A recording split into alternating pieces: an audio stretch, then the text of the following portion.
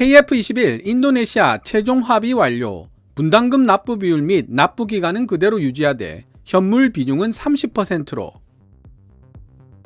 2021년 11월 11일 오후 3시경 KF-21 개발에 대한 인도네시아와의 최종 합의가 완료되었다는 방위사업청의 보도자료를 관계자로부터 입수할 수 있었습니다.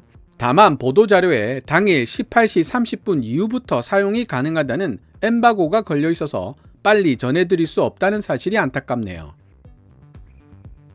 방위사업청이 제시하고 있는 보도자료에 따르면 11월 11일 목요일 인도네시아 국방부와 KF-21 IFX 공동개발 의제에 대해 최종 합의가 이루어졌으며 합의문의 서명까지 끝난 것으로 확인되었습니다. 이제 KF-21 개발비 분담금에 대한 잡음은 더 이상 들리지 않게 되었습니다.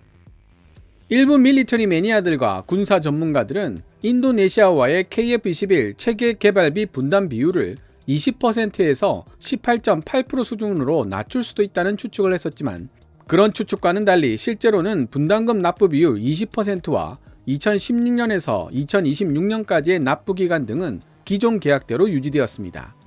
다만 분담금의 약 30%를 현물로 납부한다는 내용이 추가되었습니다. 태국도 그리펜 전투기를 도입하면서 현물로 닭을 지급했던 선례가 있었죠. 업계에서는 이 정도면 만족할 만한 수준의 협상 결과라고 평가하고 있습니다. 한때 인도네시아가 KF-21에 대한 확신을 보여주지 못하고 개발 분담금을 제때 납입하지 않는 모습을 보여주면서 국내에서 인도네시아를 퇴출시켜야 한다는 목소리가 높아졌었던 것이 사실입니다. 거기다 인도네시아의 국방장관으로 새롭게 취임한 프라보워 수비안토가 KF-21뿐만 아니라 대우조선해양이 수주한 잠수함 사업까지 건드리는 모습을 보이면서 국내 여론은 더욱 나빠지는 것이 확연하게 보였습니다. 마음 같아서는 10번을 내쳐도 시원치 않은 인도네시아의 태도일 수도 있지만 사실 뚜껑을 열어보면 아쉬운 쪽은 대한민국이었습니다. 인도네시아에게 인도해야 할 물량은 공대공 능력을 갖춘 KF-21 블락1 50대입니다. 우리 공군이 인도받게 된 물량이 블락1 40대에 블락2 80대로 총 120대인데 여기에 인도네시아 수출 물량 50대까지 합치면 170대라는 물량을 확보할 수 있게 된다는 뜻입니다. 필리핀에 수출한 FA-52 12대 한 편대 물량이고 말레이시아가 경전투기 사업을 통해 3개 편대를 구성할 수 있는 물량인 36대 도입을 고려하고 있다는 점을 생각해 본다면 4개 편대를 구성할 수 있는 50대라는 물량이 결코 적지 않은 수량이라는 사실을 가늠해 볼 수 있습니다. 인도네시아를 배제하고 순수 국내 투자로 KF-21을 개발하는 것이 현실적으로 결코 불가능한 일이 아님에도 불구하고 인도네시아를 계속 등에 업고 가야 하는 이유들 중 하나가 바로 여기에 있다고 볼 수 있습니다.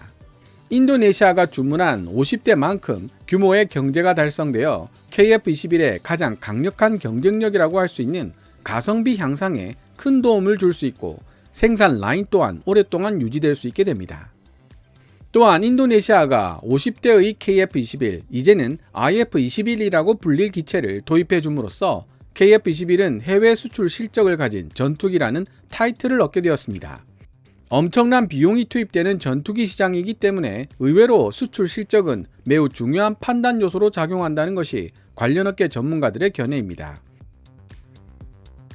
인도네시아가 무슬림 국가라는 점도 큰 의미를 지니고 있죠. 미국과 러시아 사이에서 고민하고 있는 무슬림 국가들에게 있어 정치적 부담이 없는 전투기인 KF-21이 크게 어필할 가능성이 있다는 이야기는 외신들이 여러 번 지적한 바 있습니다. 방위사업청 보도자료에 따르면 현재 KF-21은 한창 지상 테스트를 하고 있는 중입니다. 지난 2021 아덱스에서 카이 담당자에게 내년 KF-21 시험 비행의 대략적인 시기를 알 수 있냐고 질문했더니 7월쯤으로 예정되어 있다는 대답이 돌아왔습니다. 원래 6월로 예정되어 있었는데 개발이 예상보다 순조로워 5월까지 앞당겨지기도 했지만 바이러스 사태로 인한 부품 공급 지연이 영향을 미치는 바람에 테스트 일정이 7월로 재조정된 것으로 보입니다. 이제 인도네시아와의 분담금 협상도 마무리를 지었고 남은 당면 과제는 무사히 비행 테스트를 마치는 것이 될 것 같습니다. 차가운 바람이 코끝을 매섭게 후려치는 지금 이런 이야기를 하면 잘 실감이 나질 않지만 뜨거운 태양이 내리쬐는 내년 7월에 KF-21 보람에는 우렁찬 엔진 소리를 드높이며 굉음과 함께 활주로를 떠나게 될 것입니다. 다시 한번 세계의 이목이 대한민국에 집중되는 시기가 될 것이며 저도 매우 바쁜 시간을 보내야 하는 시기가 될 것 같습니다. 세계 각국의 반응을 여러분들께 전해드려야 할 테니까요. 오늘 KKMD에서 준비한 내용은 여기까지입니다. 좋아요와 구독 신청은 제작자에게 큰 힘이 됩니다. 방송된 내용들은 KKMD 블로그에서도 읽어보실 수 있으며 후원 멤버로 가입해주시면 영상 제작 지원과 더불어 업로드된 영상을 더 일찍 만나보실 수 있습니다. 지금까지 시청해주셔서 감사합니다. 케빈즈 밀리터리 채널 KKMD